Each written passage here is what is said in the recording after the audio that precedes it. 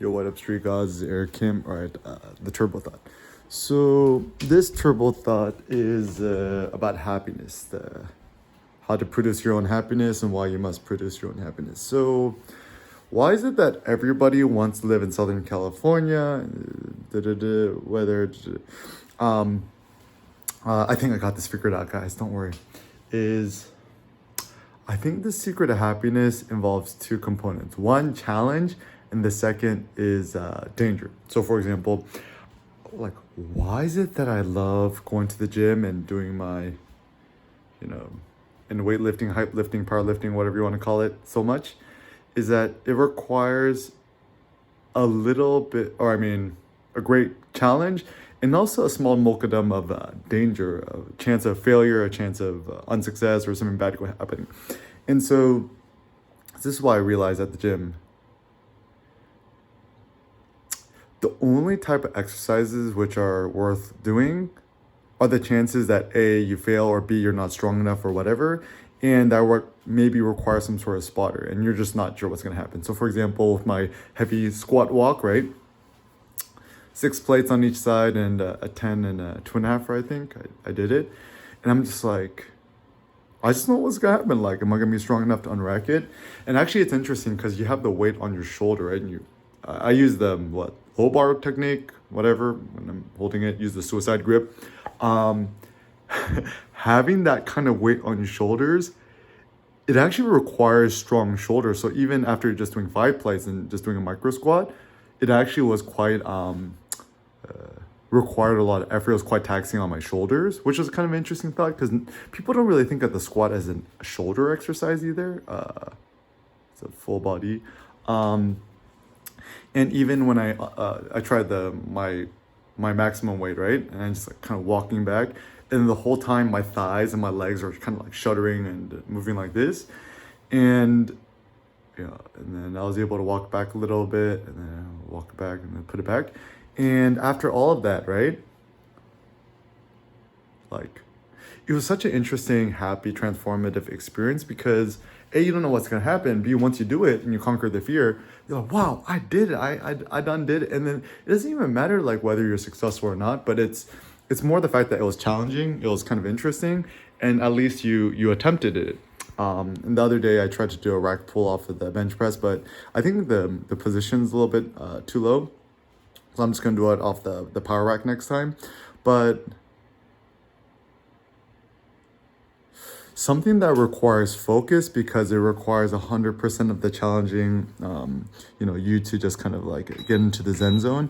I think that's kind of the ideal optimal state to be in things. And I think it's also really important because the biggest problem is I think nowadays, we're actually kind of like understimulated through danger and stuff like that. Like, so I'm hypothesizing, right? But I would almost imagine that the ancient Spartans or the Greeks or barbarians, those who engaged in battle and all those fun things, they were probably happiest when they were in combat and stuff like that because their full soul and their abilities are being challenged and it's actually a life or death matter. And I think I was thinking about, it's like, if I went to med school, be a doctor, I think the only worth profession is probably being a surgeon because once again, challenge, real skills, and be the danger of, failure, and then the dude dies, right? Or the woman. And so I think in the realm of things, right?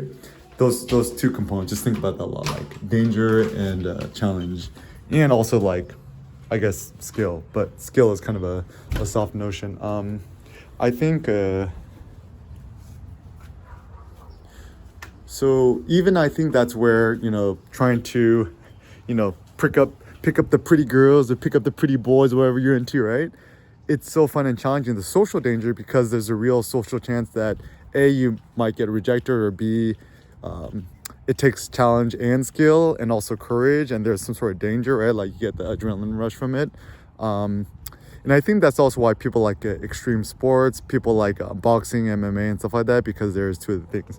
And so I think the problem is in modern day society, we think that we could simply just like purchase our happiness through fashion, things, stuff like that. But I think the only way one could really purchase happiness, perhaps, is let's say you get into real racing, like you go to the racetrack or you go to the track and you actually race your car. That's one thing. If your fashion that you wear, it looks insanely like crazy or weird or something like that. Like I was thinking about this the other day. I'm like, I want to go to the gym wearing a crop top. I was just like, how would the other dudes look at me? He's like, oh, yo, is that guy like this or that and stuff like that?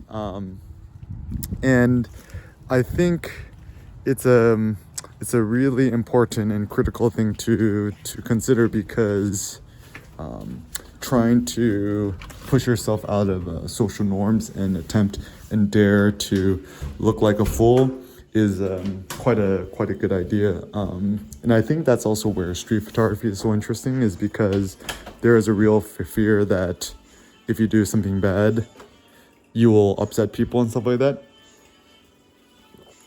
So even my workshops, right, where I'm trying to teach people how to conquer their fears in street photography, etc., is so useful and motivational, because I think 99.9% of street photography is just conquering the fears of street photography.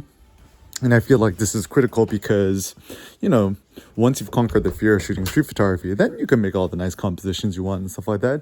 But if you still have the fear, then it's bad. So I think that's why maybe street photography makes us so happy and it's so enjoyable, because it is so dangerous, because it is so scary, because there's a huge chance of failure and social ostracization or getting into a fight or whatever. So don't be afraid to ruffle the feathers. Once again, think street photography is the road to happiness. Powerlifting, weightlifting, hype lifting by Eric Kim is the way to happiness, and some sort of social risk taking is also critical.